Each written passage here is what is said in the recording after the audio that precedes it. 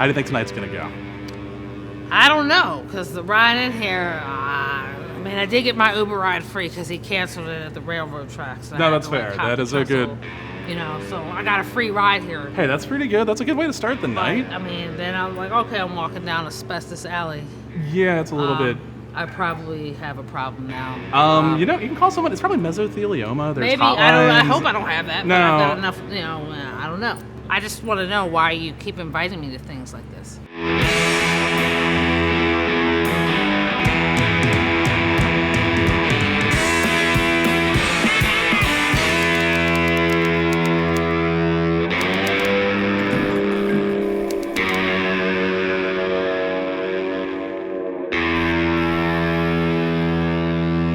Folks, get those hands together, everybody, for the one and only Kandace Saunders.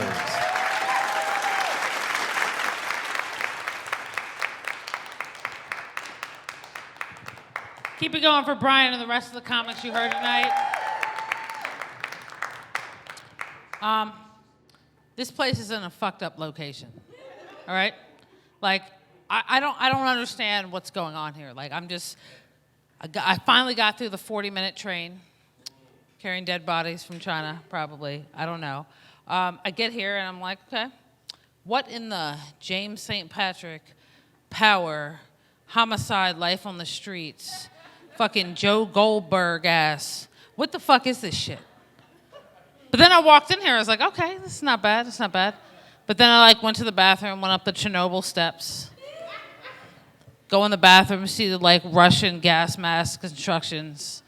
Not the type of shit you want to see in the middle of coronavirus. Because first I was like, this is a joke, this isn't real. And then I feel like, oh, something's telling me this is real, oh shit, But I love Baltimore. Thank y'all for coming out. This is great. It is. Love Baltimore.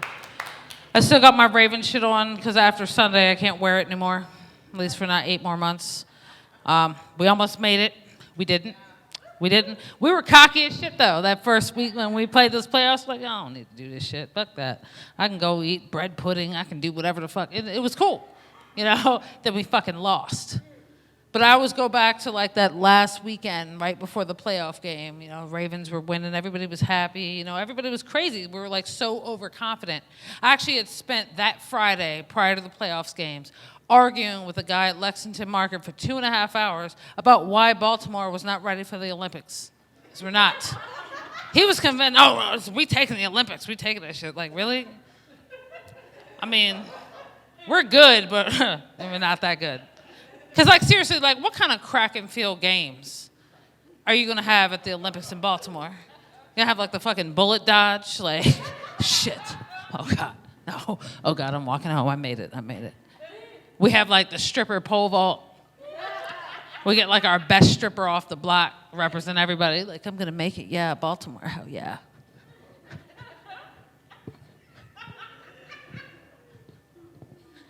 All our medals have been scrapped the week before.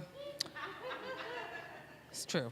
I love Baltimore, though. I had my first life-changing experience here in Baltimore. I was here during that earthquake. I don't know how many of y'all were here. That was the scariest thing in my life. It was awful. Because I just remember I was walking along and the ground started moving. So my first thought was, I am done with this weed. I quit. I'm not doing this anymore. It's over.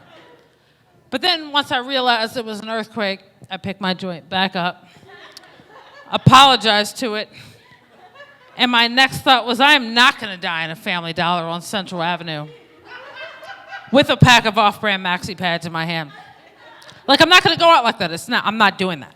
Because can you imagine them finding me dead under the rubble, clutching Family Dollar Supermax? Really? This is it. That's how it ends. It's over. Kids, the cops, Boy Scouts, police dogs, everyone would show up wow, this broke bitch couldn't even get Always. This is terrible. And you call yourself a comedian? This is awful. You need to quit comedy and get a real job, bitch. And I should quit comedy and get a real job. I absolutely should. But I love comedy because honestly, it is one of the few jobs where you can make $50 for 10 minutes with your mouth and brag about it, you can tell your friends walking along, oh, where'd you get that $50 with my mouth? I'm proud, I'm happy. But I do need to get a new job. I've been trying to save money since 2019 for my New Year's resolution, which was like save more money in 2020. Like I actually bought my first Black Friday TV on Thanksgiving last year. Woo! Oh, it's the first time white people have ever whooped that. Like usually they're like, bitch, we buy our TVs on June 1st. Like normal people, what are you talking about? But y'all know what's up because y'all live in Baltimore. Y'all know. Nothing wrong with that. Because like for the last 7 years, I'd been going to Walmart on like between Black Friday, Thanksgiving, you know, they changed it, whatever. But I've been going to Walmart for the last 7 years strictly for the fights. Like people forget, like before World Star, there was Walmart. That's where you went, you know. And like I used to go in there with all my friends, you know, about 5 or 6 of my friends. We'd walk in our best politically incorrect furs, like walk in, bet on the #1 contender, like, the chick in the Elmo pants and the shower cap, she's taking it all. She's taking it all. And I would leave with money. But this past Thanksgiving, 2019, I actually went in there planning to do the same thing, walk in. They had the nerve to have like a 70-inch TV at the front door for $200. Like, what? Shit. $200? Wait a minute. I got 3 credit cards. I can put that on. Let's go. Let's go. But, you know, as you're walking, there's people fighting and, like, things, so I got to stand back and kind of plan my strategy. So I'm kind of standing back watching all these people fight, like, going back and forth, like I'm about to jump in a double Dutch cycle, you know, like, whatever, going back and forth. So I'm like, just go for it, just go for it. So I closed my eyes, jumped in the middle, throat chopped like 3 bitches, got the TV, go scan it, pay for it, everything, take it home. I got the mounting kit. I'm excited. Now, when I get home, it's at this point that I realize when you buy a TV on Black Friday, it's never going to be a name brand you recognize. Like, I didn't know. Like, you're never going to get, like, a Sony or a Samsung, Toshiba. So I'm, like, opening it up really fast. I'm open up, like, whoa, I got a fucky sucky. Okay. Or a Robert Kraft if you're in Boston, you know. But whatever. When you buy a fucky sucky, the fucky sucky comes with, like, all these problems that you didn't know could be problems. Like, oh, wow, this TV won't turn off after 4 p.m., it's burning my house down right now while I'm here with you all. It didn't work out. It didn't work out.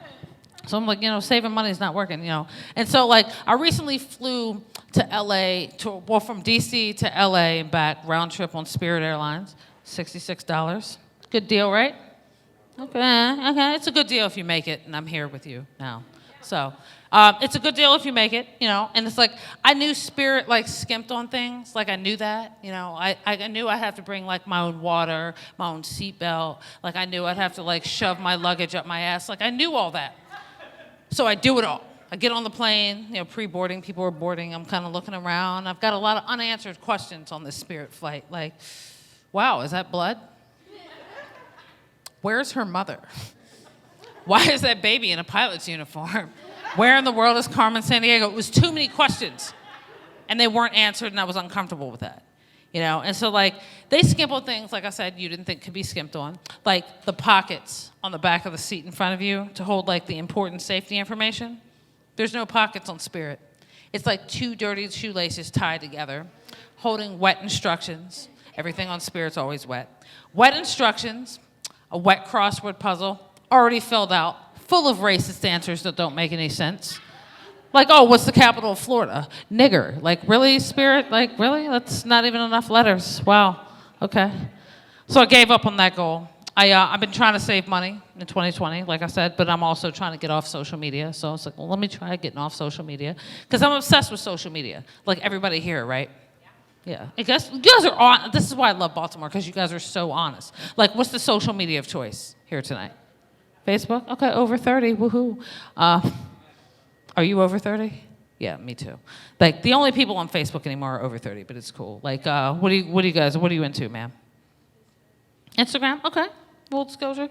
Okay, Facebook, cool. At least nobody stood up this time. It's like, Tinder! Because that happened last night. Like, Tinder's not a social media platform. Like, it's not. It's cool, you know, everything. But Tinder's honestly a way for hoes to work from home. No. Like, hoes telework on Tinder. Like, that's not a social media platform. You're, like, at work, technically. But, like, no, I love Instagram. Full disclosure, though, I did just get on Instagram probably about 2 years ago. And, like, I didn't know what Instagram was at first. Like, I live in Harford County now. You know, and I always thought Instagram was, like, the guy that showed up with the Coke. You know, like, hey, what's up? You guys want to party? What's going on? Instagram. Like, that's what I thought. That's what I thought. It's not that. It's just a place for girls to filter themselves to the point they don't look like themselves. Like, you don't know it's them. Like, really, Mom, that's not your fucking face. Like, I know it's not you. But no, I do love Facebook. I do, but I hate that Facebook is making everything racist. Like, everything. Like, the most innocent thing ever, Facebook will turn it into racism. And then, so when you're seeing that every day, it starts to, like, get in your mind and everything. It's, like, crazy. Because, like, the other day, I'm walking to Dunkin' Donuts for my job, right? So on the way to Dunkin' Donuts, I have to pass this dumpster. And so I pass the dumpster, and as I'm walking by, I see, like, this buzzard, vulture, whatever bird, like one of those birds. It's, like, pecking on a chicken wing. And I've never seen a buzzard up close. So I'm like amazed, like, oh wow, this is kind of cool, you know? So I'm looking at it. So then it starts looking at me and staring at me dead in my eyes. And it's like out of nowhere, it just like puts its foot on the chicken bone. Like I fucking wanted it. Like, really? All black people don't like chicken, you racist ass bird. What are you doing? You're black. That's cannibalism. Like, what are you doing? And so I get to Dunkin' Donuts and I'm like kind of assessing the situation, like, wow, you need to get off Facebook. You're fucked up, you know? I also hate Facebook because it knows how broke I am. I don't know how it knows, but it knows. Like, throughout my timeline of people arguing about Donald Trump, I keep getting these ads for Kia, like the car, Kia.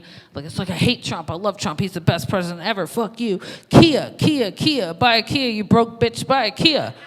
I'm like, how did you know? I should buy a Kia because they're offering 2.9% financing for qualified buyers. 2.9, that's a good deal. You gotta have good credit for that. But like, if you have good credit, why the fuck would you buy a Kia? Like, really, you buy a Kia because you went to the Lexus dealer, they ran your credit, and the guy punched you in the face. Like, let's be honest, that's what happened. But I do need to buy a new car. My car right now is like 20 years old, like it's terrible. Like, it's so bad that I don't need a gym membership. Just driving it to work is enough of a workout. Like, people are asking me all the time, like, wow, Kandace, how are you staying in shape? Like, what are you doing? How do you stay healthy? You know, you're doing keto, CrossFit, hip-hop abs, Bikram yoga. Like, what are you doing? And I'm like, my car hasn't had an alignment in 8 years. Going down 95, trying to keep it in the lane. I'm just working out the biceps. I'm not drunk, I'm working out the biceps. And then I don't have any brake fluid, so then I'm like, pump the brake. But every time I brake, I don't have a passenger seatbelt, so now I'm brake, hold the passenger, brake, hold the passenger, brake, hold the passenger. Yeah, I'm really feeling the burn now, and I'm really feeling it, yeah! That's because it's sleeting and your sunroof won't close. Towel. Shit, here come the cops. Let me put on my seatbelt. Oh shit, we're in Virginia. Hide the weed. Oh no, I gotta make a left turn. I have no power steering fluid. Windmill. My name's Kandace Saunders, everybody. Thank you. So how do you think that went? I think it went great, actually. No, I thought it went really well, It was too. great. This audience was open and honest. Like, No, they were. They all acknowledged that Tinder is telework for hoes. Yeah, no, I And that's I mean, cool. it is. I had never had a crowd ever, like, openly accepted. Like, we're Yeah. hoes and we work from home. But I hear you. I they don't made me either. smile, and then No, that's somebody gave me some weed. Awesome. Is it any Yeah, good? I don't know. I haven't smoked it yet. Fair but, enough. Well, we should go find out if it's that's always any good in Baltimore. It's like, we're not in D.C., right? No, So that's true, we're not in It's DC. 90% weed, 10% heroin, whatever. Yeah. It's fine. Candace But is like, good I have a still little want bit to of heroin know, as a treat. why do you keep inviting me to stuff like this? Well, it's one of those things where it's like, hey, Like, you still haven't told me why. The I mean, Warriors- it's definitely lit. Like, Yeah. asbestos and weed, like, No, that's the I kind of hear you on high that. you can't buy.